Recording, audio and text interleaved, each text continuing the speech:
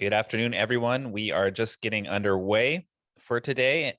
Today's webinar on being in alignment, alignment having the most ROI in your business. And we're going to talk about what that means.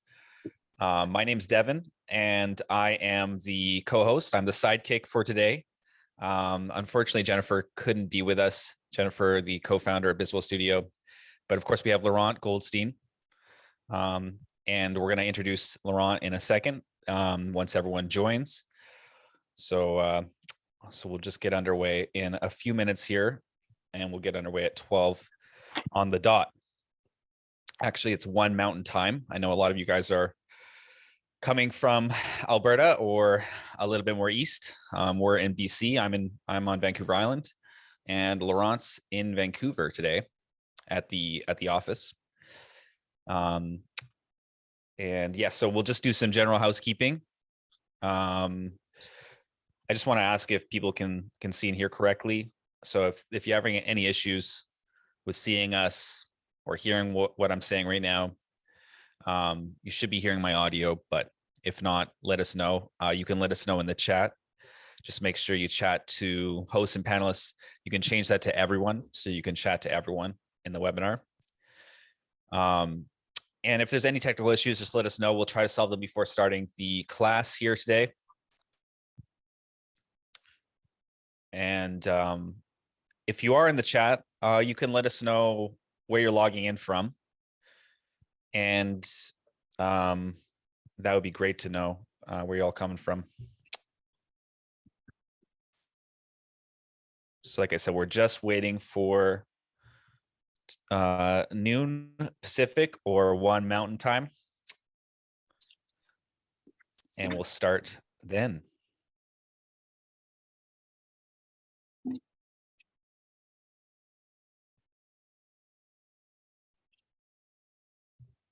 Okay, let's see.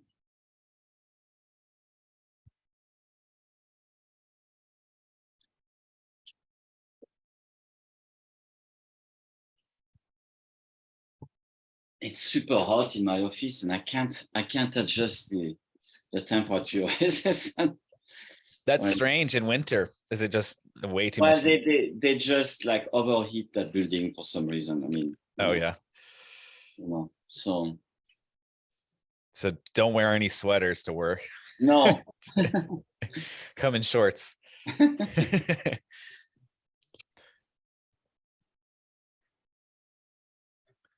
So I'll just paste the webinar topic into the chat right now. Good afternoon, everyone. We're just waiting till the beginning at 12 to start, 12 Pacific here.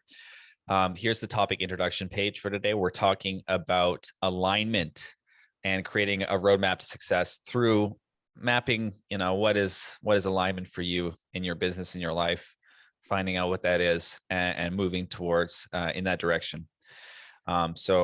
Originally, we're going to have Jennifer Unruh, one of the co-founders of Biswell Studio, but unfortunately, she has the stomach flu, and so she can't be with us today. But we have Laurent, and Laurent is the one of three actually co-founders, sorry, of Biswell Studio. So Laurent's here, and I'm going to introduce him in a second here in a minute. And we're talking about creating more alignment in your business in 2023. If you have a technical issue, a question, or if you just want to let us know where you're coming from, please put it in the chat. You can switch to everyone from hosts and panelists and chat to everyone in the Zoom webinar chat. If you have a question throughout the webinar, there is the Q&A box. You can leave the question there. It can be on something related to the subject or maybe something else. Just leave the question in the Q&A or in the chat is fine too. So I think we're almost there, and I will just grab my notes here and prepare to set up Laurent.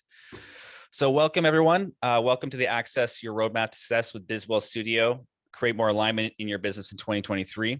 The live webinar for January 2023 that we're holding right now.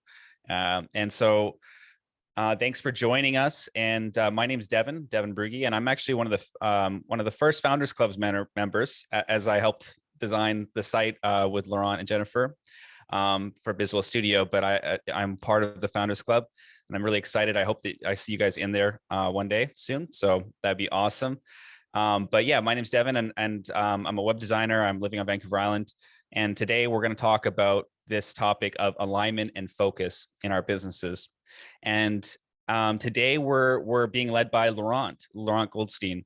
Laurent is a successful entrepreneur and salesperson who's interviewed thousands of business owners, health and productivity and wellness experts, actors, artists, performers, and salespeople. He started his own printing and marketing business in France when he was 18 and opened a record store shortly afterwards. Laurent went on to become a salesperson for Warner Brothers Music before being promoted to Canada in the early 80s by KISS, an $800 million company. Since then, he has trained and mentored hundreds of sales professionals, as well as developed patient education software programs for holistic doctors across North America that achieved over 40 million in sales or in 10 years. He's also the producer and host at the Art and Soul over 50 seminars across North America, where he hosted world-renowned speakers, doctors, and scientists. In addition to this, Laurent has organized concerts and over 25 film events. And like I said, he's one of the co-founders of Bizwell Studio, one of three. And he's here with us today to talk about this topic of alignment. Thank you, Laurent, for sharing with us. And over to you now. Well, thank you, Devin, for this wonderful introduction. I really appreciate it. Yeah, I mean, these have been challenging times as a business owner. They haven't been easy the last 2 or 3 years, obviously. So, and this is, probably the main reason why we decided to create Bizwell Studio. We wanted to leverage our knowledge and expertise and our areas of expertise and deliver them to the business as a business owners, to create a community where business owners can be inspired and also learn maybe better ways, easier way to do things in their business, and also incorporate more wellness into their lives, because the two go together. I mean, if you are not tapping into good sources of energy every day, if you are tired, you're not going to be very successful as a business owner. But today we want to talk about the concept of alignment.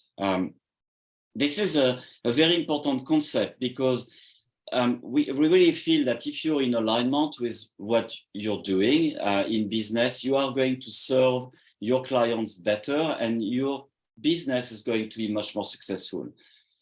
But 45 years ago, I became really close friend with a very famous musician by the name of Christian Vander. He's a drummer, composer, and he's a leader of the band called Magma. He started Magma in 1969. And about a month ago, released a new album again, and is ready to go on tour with the band in Chile after coming back from Japan again. I did a movie on that band called The Music of Magma. And, I reflected on, okay, what keeps him going the way he's going? He's 74 years old today.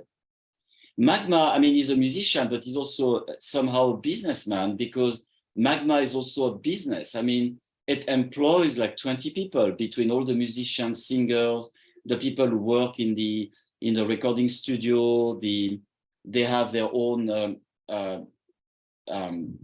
publishing company called Seventh Records, where they publish all their music. So it's also a business. And when I reflect on Christian and how he's led his life all these years, he's always been in alignment. He's always been true to his values. He's never compromised. So he's never been in alignment with his initial passion, which is to make the most beautiful music he could make. He's never wavered from that. I mean, he has been pulled into different directions by various companies that were releasing his records, like RCA, Warner Brothers, and a few others, A&M Records, who wanted him to create shorter pieces so that they could play on TV, on radio. He never did. And the bottom line is, even today, he's still doing exactly the music he was supposed to do, and doing it with the passion that drives him today. Devin, can you move to the next slide? For some reason, I can't move them. I can't hear you. Oh, sorry, Laurent. Can you flick over to the other screen? It looks like you're on it now. Can you click now? On what? On the screen that you're on with your mouse, I can see your cursor. Can you click it all? Okay, Oh, thank there you you. go. Yeah, I was no using the worries. arrow on the It should so work, the arrow, but I don't know why I didn't. yeah, so the importance of being in alignment with our business.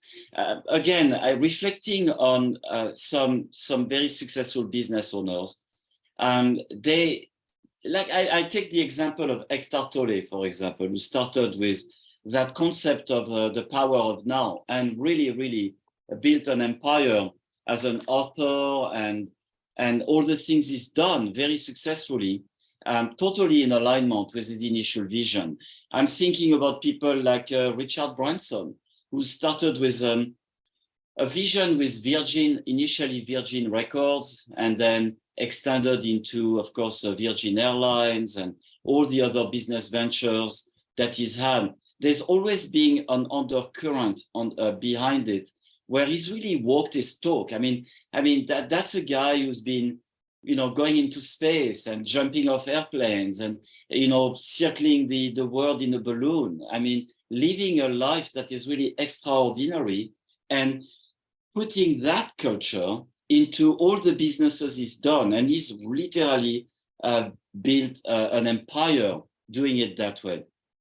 So when we started Citrus Pie Media Group, our video production company, I mean, we could have gone into providing the full services of an agency. We could have gone into doing everything that a marketing agency is doing, but we decided to specialize in video production. And, it was not really it was a conscious decision, but it came from an instinct that told us that doing other things like SEO and things that were not really in our area of expertise and passion, it didn't sound right. It felt that it was not aligned with what we were supposed to do.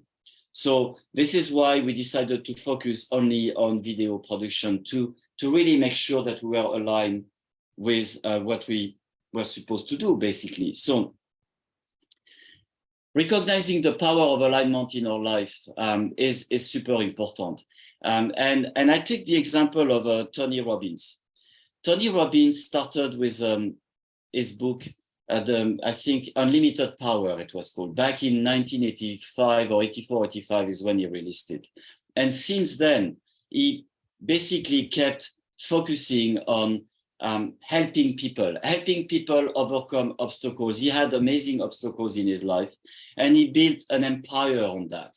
And today, thousands of people come to see him when he does a weekend or a retreat somewhere, and they pay a lot of money to come to listen to him. And he has always been in alignment with what he was supposed to do, helping others overcome their obstacles. So it's important to really recognize the power of alignment in our life and identifying signs of misalignment in day-to-day activities. How can we identify signs of misalignment? First of all, every day as a business owners, there are things that come in and take us astray. They move us, sideways. They distract us from what we are supposed to do on that day, because there are always priorities that seems to come in our day-to-day life as a business owner. So it's easy to get distracted. And it's also easy to look for what I call a shiny object or something, the next best thing. When we are struggling, looking at, okay, what can I do to actually bring more revenue? The problem is sometimes it doesn't align with what we are supposed to do with our business and with our lives in general. And I find that one of the good ways to actually identify sign of misalignment is to be willing and open to listen to others. For example, our staff might not tell us directly that maybe we should not do that, we should not go after that shiny object. Maybe we should not implement selling some multi-level marketing or network marketing product that is supposed to make us a lot of money, but could be a distraction and actually could be a disadvantage in the long run for our business. They might not say it clearly because maybe they don't want to say it, But if we pay attention, you might pick up signs that will tell you that they are not thinking that it's a good idea. And sometimes your clients will tell you as well. They might not tell you directly, but again, they might mention something that make you think about maybe not going in that direction. So it's important, I think, to be open-minded. That's what I would say, Devon. Be open-minded and actually listening to signs that would point in the area that you're not in alignment. I mean, I am really big into watching for signs. I mean, with me, it's the number 1111. I mean, I know for a lot of people, it's something that they watch for. And I get that number 11. Okay, I get that number 1111, I would say several times a week for sure, several times a week. And sometimes twice a day, actually. That's really amazing. And when I pick up my phone at a critical moment and the screen lights up and it's 1111. So it gives me an opportunity every time to kind of pause and reflect. I'm kind of trying to listen to, you know, something that's bigger than me on another plane. I don't know how to explain it, but what's more important, it reminds me to pause and listen to whatever that is, you know. And then utilizing strategies to bringing focus and clarity into our work. I mean, there are things we can do that can help at a physical level and a mindset level that can help us, you know, tap into new sources of energy and have more clarity into what we do and create a higher return on investment when practicing alignment. Well, you know, the way I look at that, Devon, is that, you know, if you actually look elsewhere in your business, if you look at implementing new product, new services, going into a new direction, you might actually be spending a lot of time and money to implement other things. Whereas if you're actually digging deeper in what you do, and instead of looking elsewhere, kind of try to sharpen your pencil and try to serve your clientele, your avatar better, then you're actually saving money and getting a better return than you are getting right now. So you're actually improving your return on investment that way. I mean, I don't know if you've experienced that in your life, but so these are four things we would like to discuss. Let's do it. Let's get into it. So does your product or service align with your core expertise? So this is really about number one, identifying what your core client is, and then you know, making sure that you're in alignment with that. So I'll give a quick example. One of my clients in the health and wellness space is going to be attending a big, you know, health and wellness seminar in Vancouver about a month from now. And I mean, and they asked me to help them maybe come on stage and say a few words about their business and how much they've helped me with their technology. And they're going to be presenting their technology to the audience. And when I was looking at the way they were going to present it, I identified a bit of a disconnect.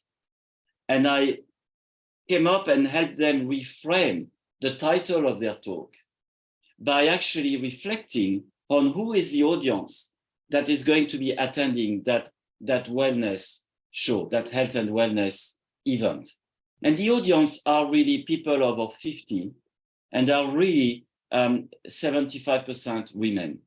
So it is important, if you want to have a lot of people coming to listen to you and sitting in the chairs, to really be talking to them.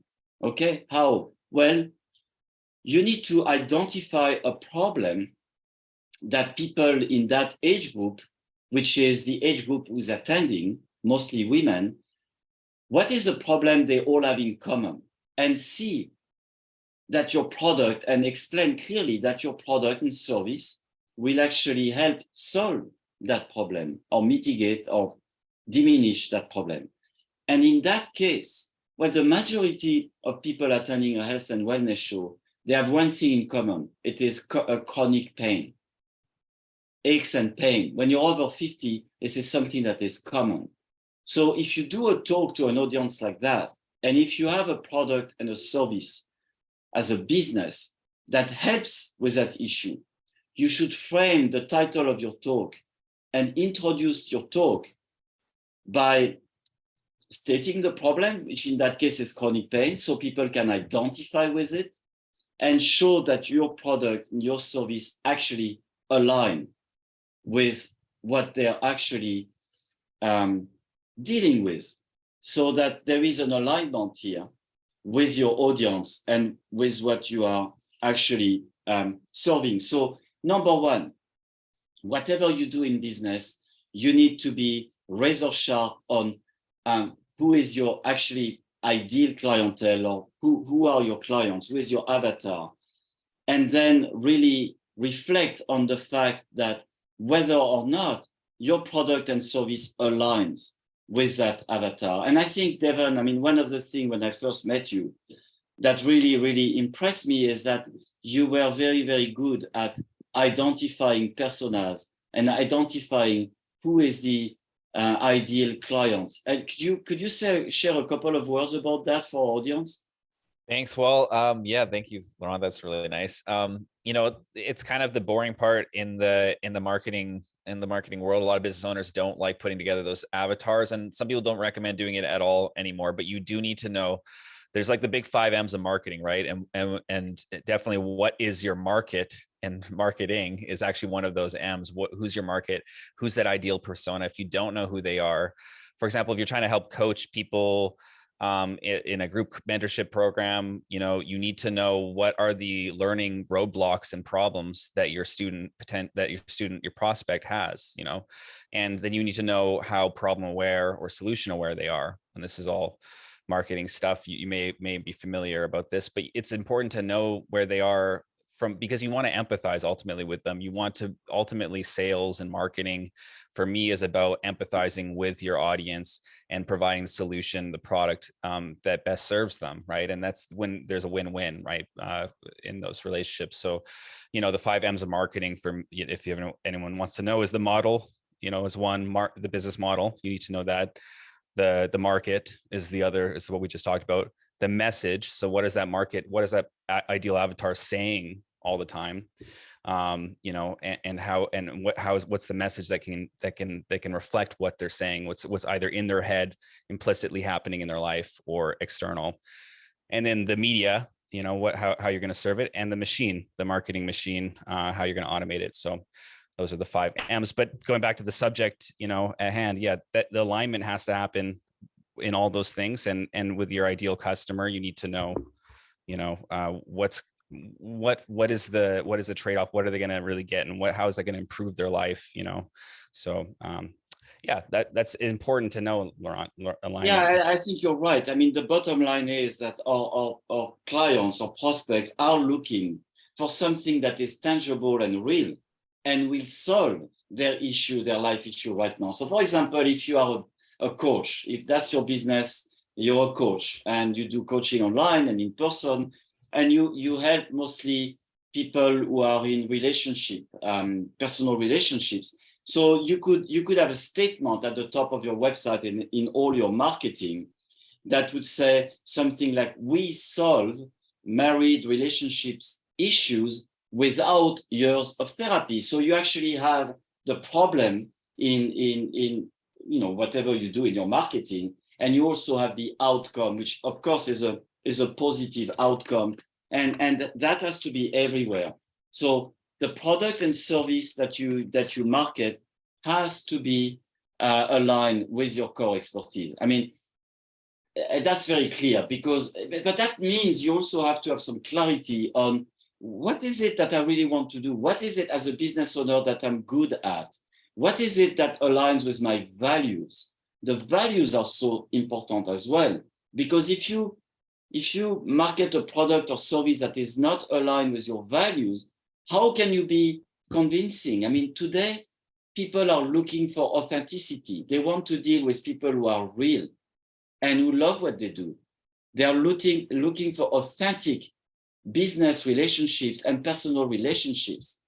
So there's so much information out there today. It's not the way it was it was done 20, 30, 40 years ago, where sometimes when business owners might not be in alignment with what they are doing, that was before social media, people might not have picked up on these signs. But today we cannot hide from who we are, really, especially if we are on social media. And then people would pick up on signs of disconnect very, very quickly. So I think number one is I'd like to discuss I would like to talk about, are you passionate and driven about what you do? So I am, I mean, not everybody is passionate about what they do because we have different personalities. Some people are more introvert, more analytical, but I think the bottom line is, it is important, especially during times of stress in business and when we are facing challenges. I think it's important to go back to why we do what we are doing in the first place. I mean, yes, we start a business because to make money, to make a living and to make money and to be successful. There has to be something deeper that drives us to do what we do. And usually there is. You know, and ultimately it's about serving others, contributing to society in a positive way. Making money becomes a byproduct of that. So usually, I mean, if I reflect back, I've started several companies in my life as an entrepreneur, maybe, I don't know, maybe a dozen businesses. If I look back, every time I started a business, I was really excited. I really could not wait to get started. I had some incredible burst of energy. So I was driven by some kind of passion. And if I look back again at my friend Christian here, obviously he's passionate about what he does. If I look at people like Richard Branson, who is still, you know, very active in business in his 70s, and so many people, I know people in their 80s who are still going to work every day. Why? Not because they need the money, because they love what they do. They are passionate about what they do. So the question is, are you passionate and driven about what you do? And it deserves that we actually pause and reflect on that. And I encourage you to do it, you know. And then, does your offer translate into how you help solve problems for clients? So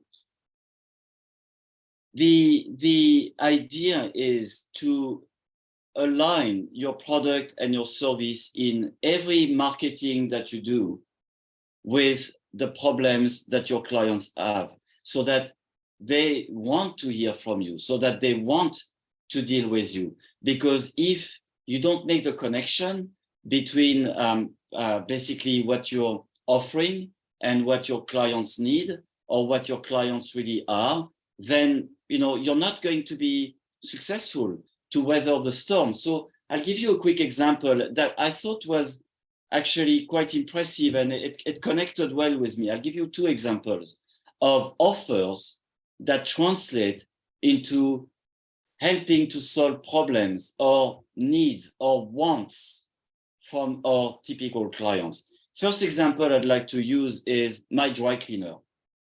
I've been using the same dry cleaner. I'm usually quite faithful with the people I do business with, or I like to, if I have a good experience, I like to keep, repeating it basically with the same kind of businesses. I've been using the same dry cleaner in Vancouver for over 30 years. And they are priced a little high, but the quality of their service is really great. And they serve a business clientele. That is their avatar, is the busy executive, the busy business executive downtown Vancouver kind of person. And what do business executives have in common? They are busy. I mean, they have very little time. So Fletcher's Dry Cleaner is the name.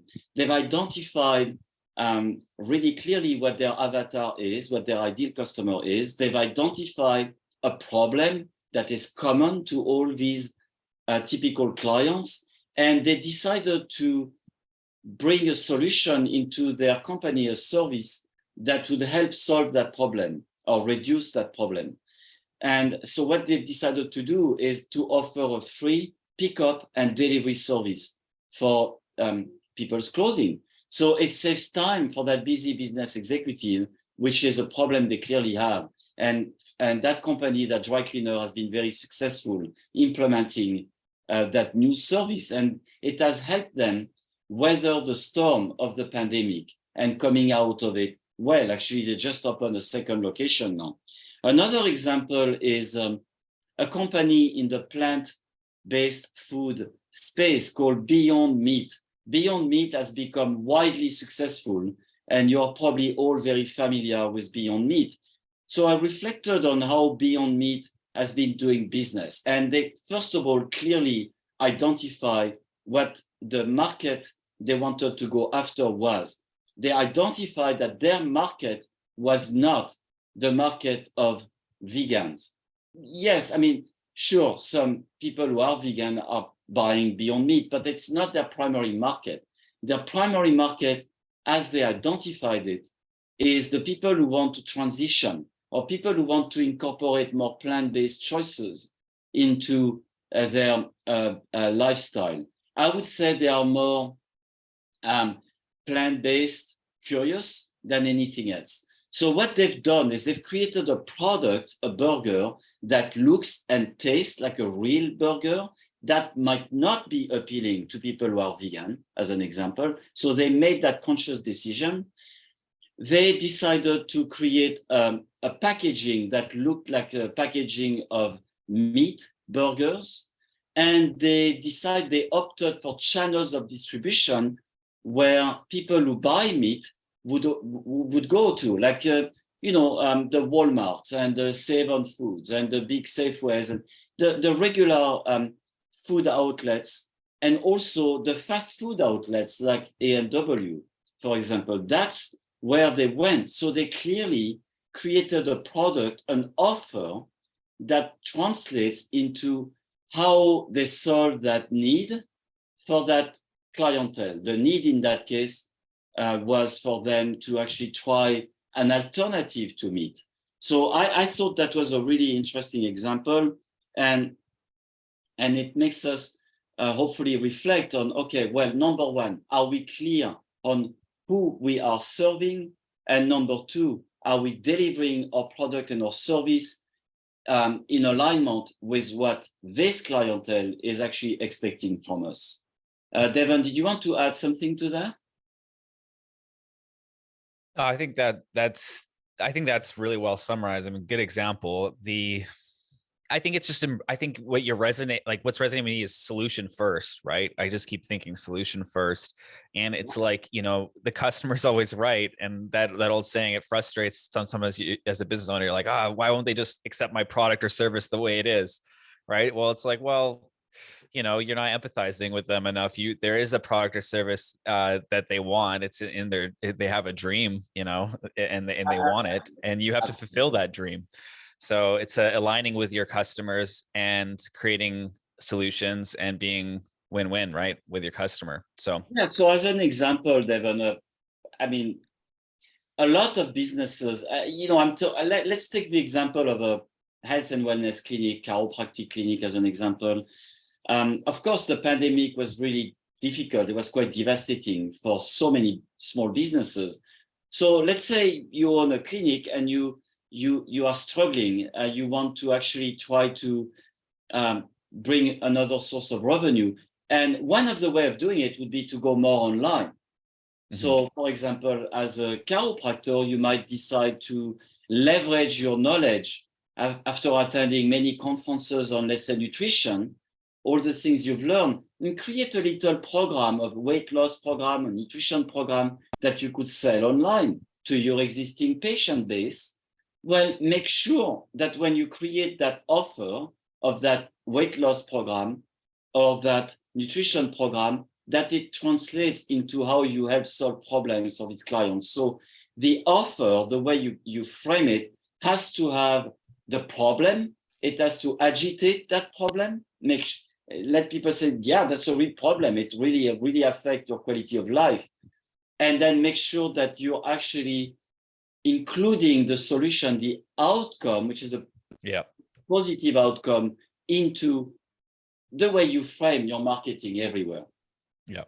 I love to talk about that, how to tap into new sources of energy every day. You know, one of the people I interviewed, his name is Bob Proctor. He just passed away recently, but he was a very, very famous and successful business entrepreneur in Canada. He actually was one of the architects and producer behind the movie The Secret that became such a worldwide sensation about the law of attraction and so on.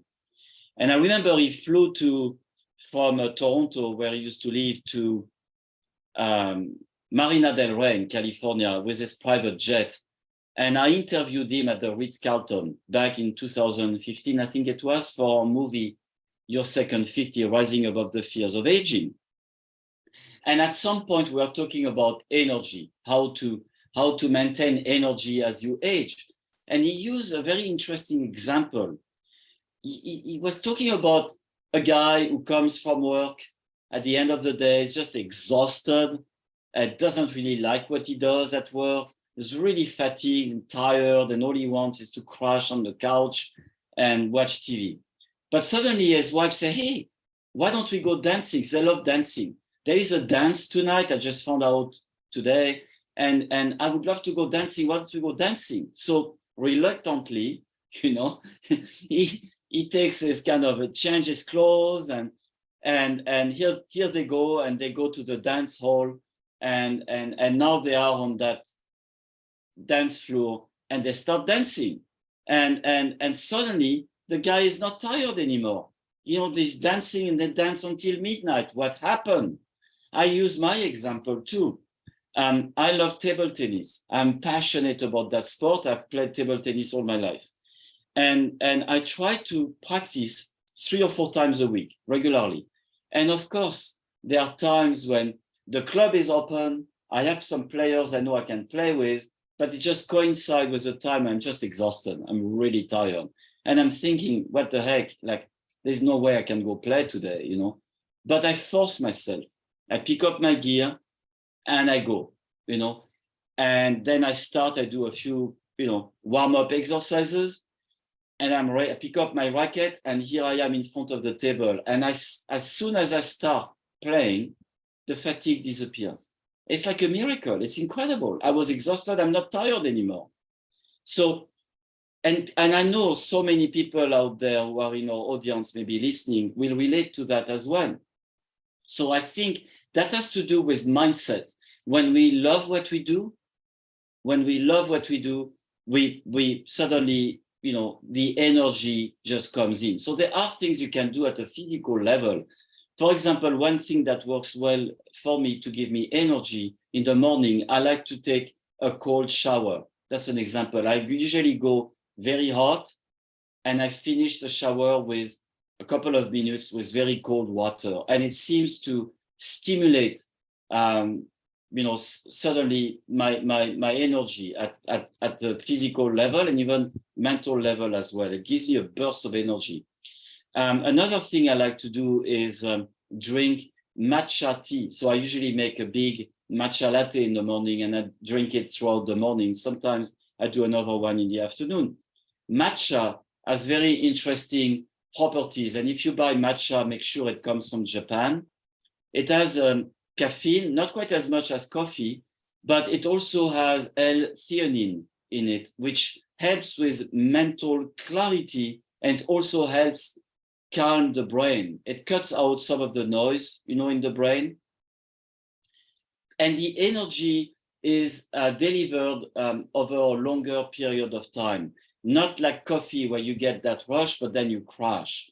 So I'm a big proponent of matcha, and I really recommend. If you haven't tried it, please try it. If you want to reach out to me to help you with giving you some tips on how to drink it, how to prepare it, I'm happy to do so. I've been using We got to matcha add that to the coffee. blog. We should do a blog post on We should do a blog on matcha.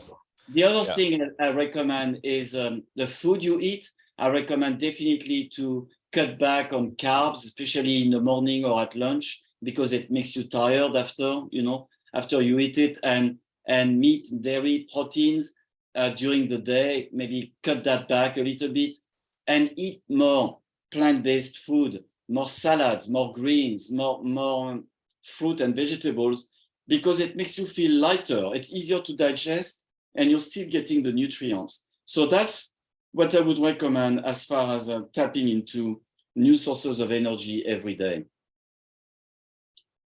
So does the way you deliver your product or service fit with your clientele? Well,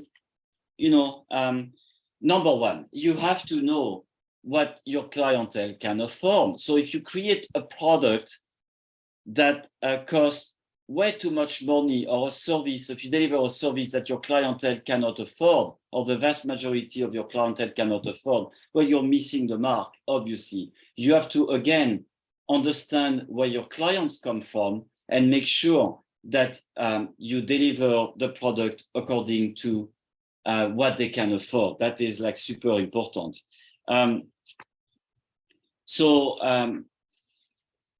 The other thing is that yes, you have to deliver the product the way that fits with your clientele. Also has to match with a pivot. So we talked so much about pivoting. I don't even like that term anymore. During the pandemic, so many businesses have looked into different ways of doing things, because the way they were doing it obviously was not generating enough income. So I've been reflecting on that. It is easy to be distracted by what I call a shiny object or a product. So one day we go to a seminar and we hear a speaker talk about a product, a service, and suddenly we say, oh, well, let's do that. That's a great idea, but then really it doesn't work, because it doesn't fit with your clientele, and it just doesn't work. So I've been thinking about how can we deliver a product or service that actually fits with the clientele, and also gives us the ability to do it in a way that it gives us a really good return on investment. I'll use the example of a winery. So let's say you own a winery and you have to diversify a little bit. But you want to diversify in a way that doesn't take you off track. So a way to do it in that case would be there's a couple of things you could do. You could maybe offer your wines to restaurants more. So you could go and call on restaurants and open more new accounts, right? So that would be, and deliver the wine to them. So that would answer their needs. And you could also offer a service to your clients who come to the winery to do wine tasting. It's a service they need because they need to eat, obviously. So if you, let's say, open a restaurant on your winery premises, you already have the space because you already pay for the building, the land. You probably have a kitchen in the back. So you're not adding cost as far as having to add, rent some space or really add a lot more staff. You can do it really probably within your structure. You're going to serve your clients better because, again, they will be happy to taste the wine and then eat at the same time. You're going to increase your profit and your sales because you're going to make money on the food, but also by pairing the wines with the food, you're going to increase your sales of wine because then suddenly people order a meal, beef bourguignon, okay? And you pair it with a specific wine, a Merlot or whatever. They taste the Merlot, it's a good combination. They love that Merlot, they might buy a case of it. So this is a really good example of expanding, pivoting, but at the same time doing it in a way that fits your client.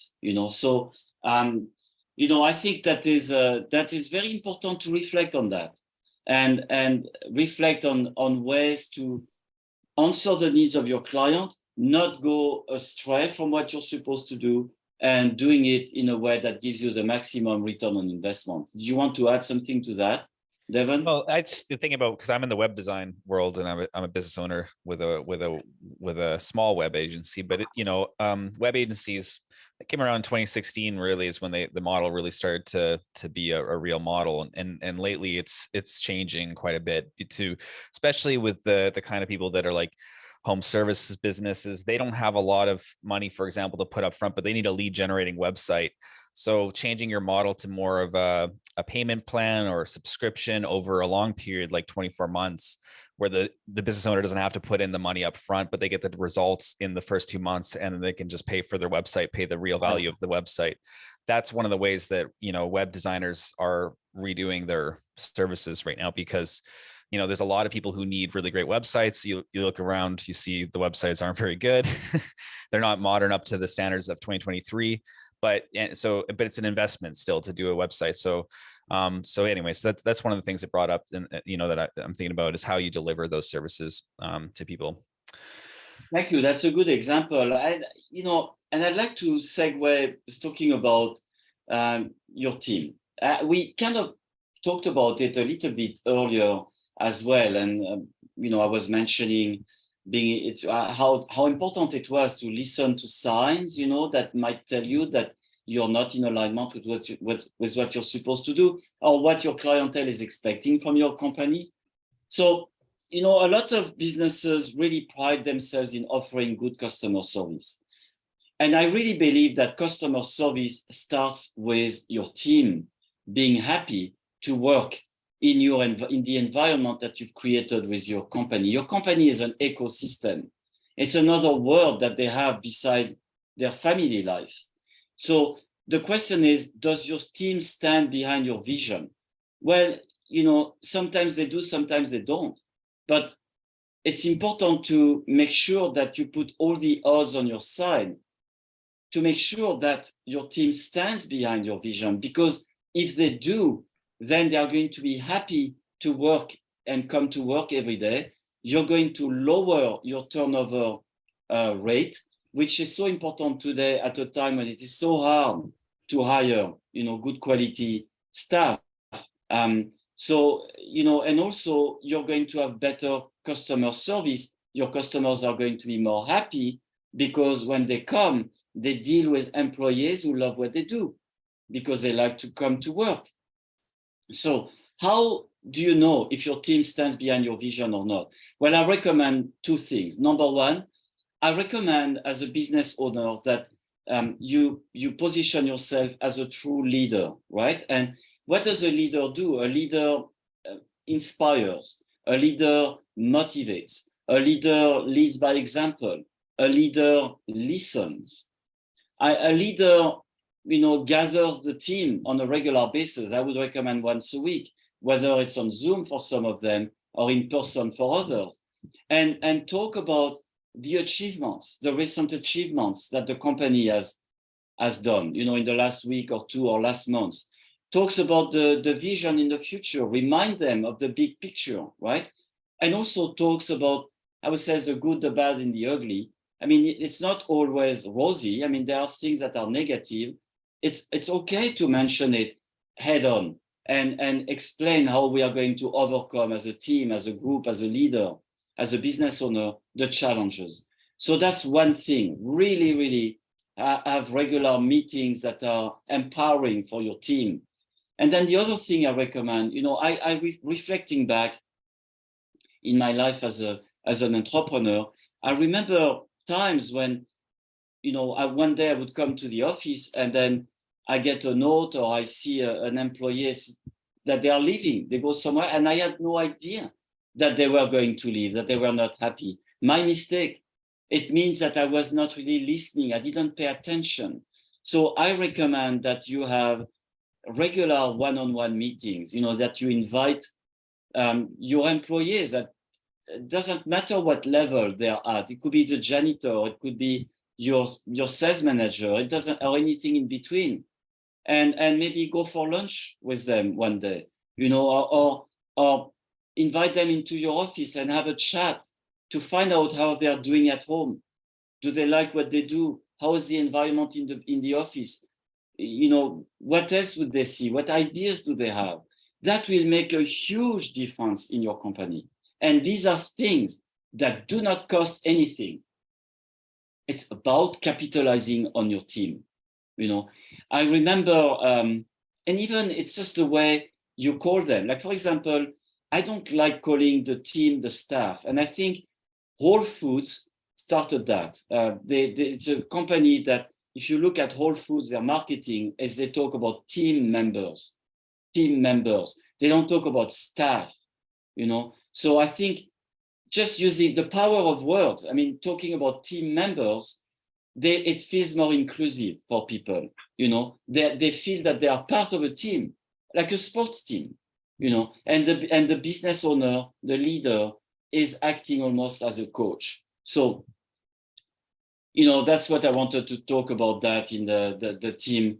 And if you need to pivot part of your business, again, it's about doing it in a way that is in alignment with what you're supposed to do, and not going into after a product or a service that might look good but is disconnected. So it's almost like, yes, you can maybe start generating more revenue by introducing a new service or a new product, but that is going to be at the cost of a lot of time having to be spent on it, a lot of money having to be spent on new marketing. And sometimes it's easier to reflect on what we are doing and reflect more on what our audience is like, and then reflect on how to do what we are doing better. And that is a kind of the idea behind it. And we kind of touched on that many times during that short presentation. I think we are going to be doing a webinar that's going to be more focused on that, how to pivot a part of your business, but doing it in a way that is aligned with your values and your clientele, and maybe digging deeper into that. That would be a very good topic for a webinar. If anyone wants to say in the chat, if that's, if that's something you want to have a question about, or if you like, put in the chat, say yes, or something like that, and we'll make sure that that's a topic that we explore further in the future. I think that's a good idea, Devon. This is a big topic, and it's, we cannot just spend 10 minutes on it. We need to spend like an hour on it if we want to really come up with some clear examples and give a bit of a roadmap on how to do that, right? How to do that, make sure you're doing it in a way that is in alignment.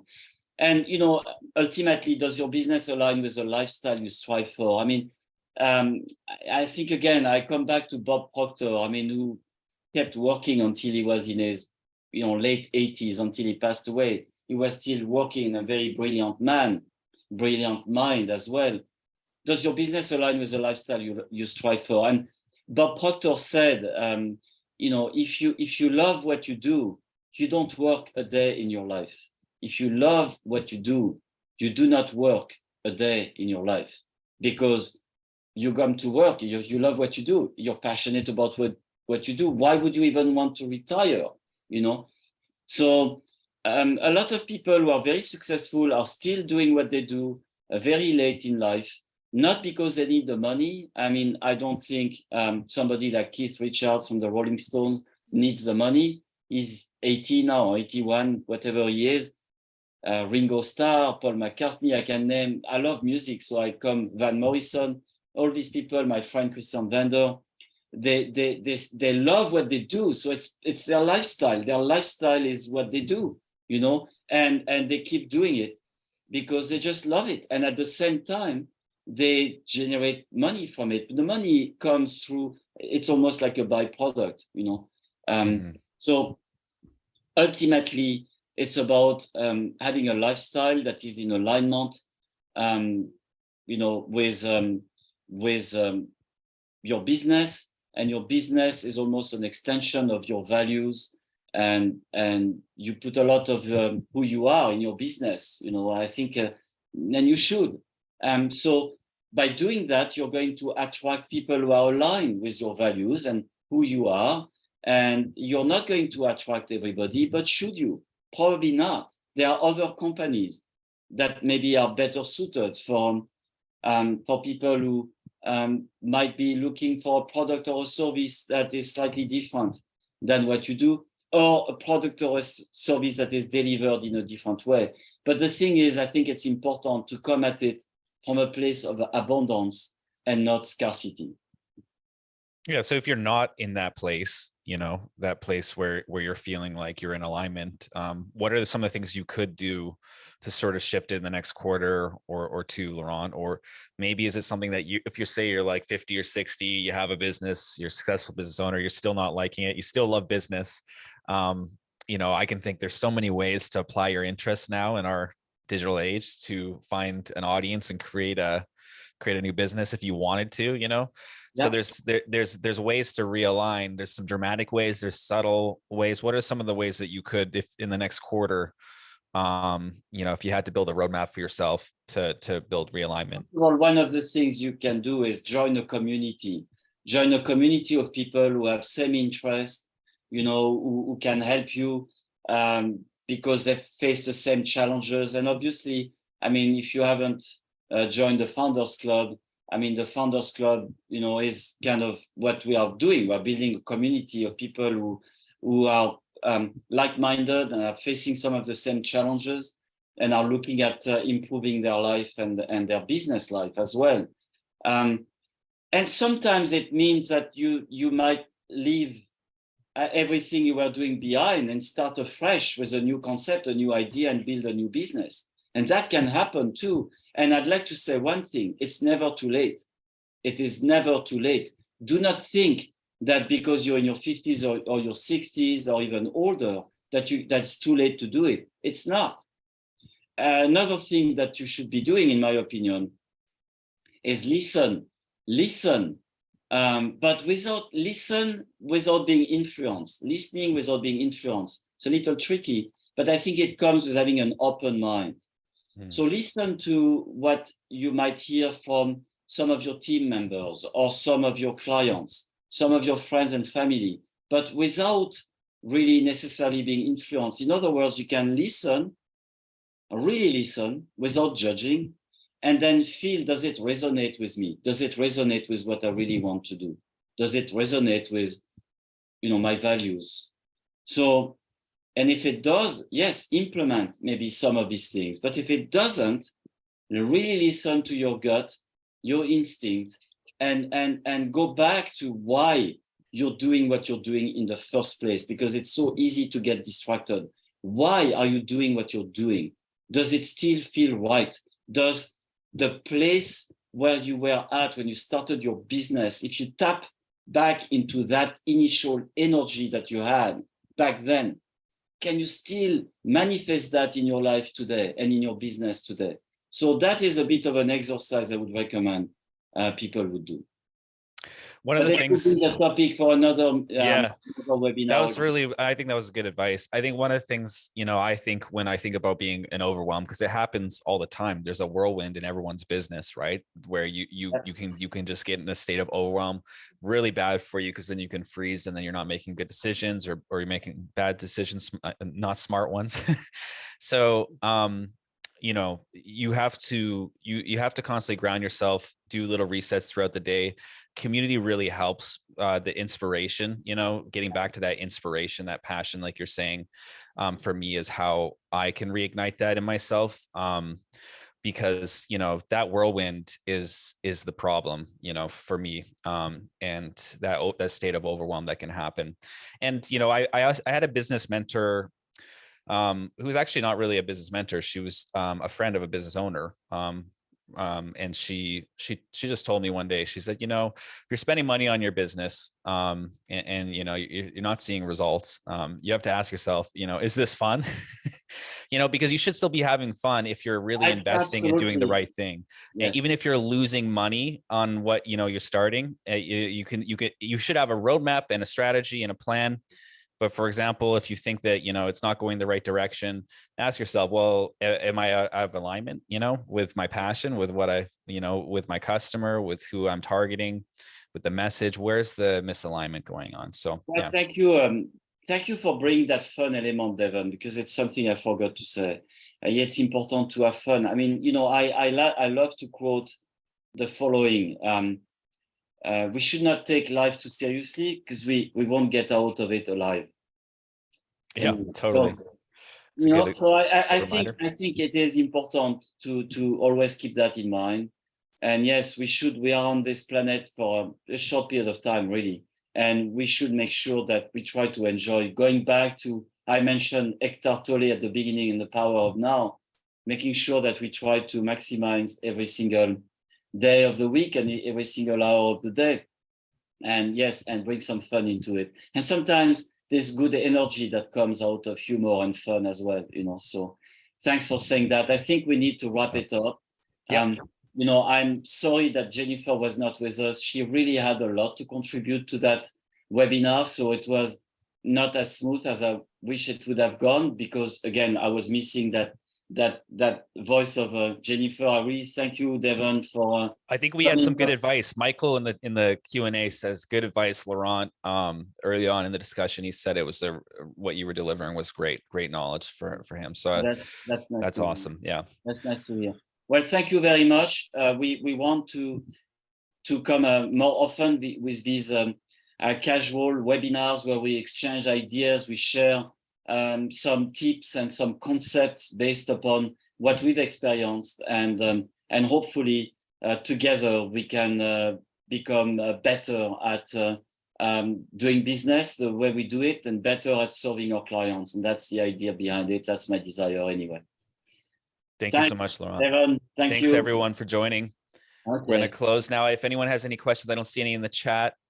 But that was an amazing discussion. Thank you so much, Laurent. And yeah, like Laurent said, if you want to join us in the Founders Club, we are having members only webinars and discussions inside of the Founders Club.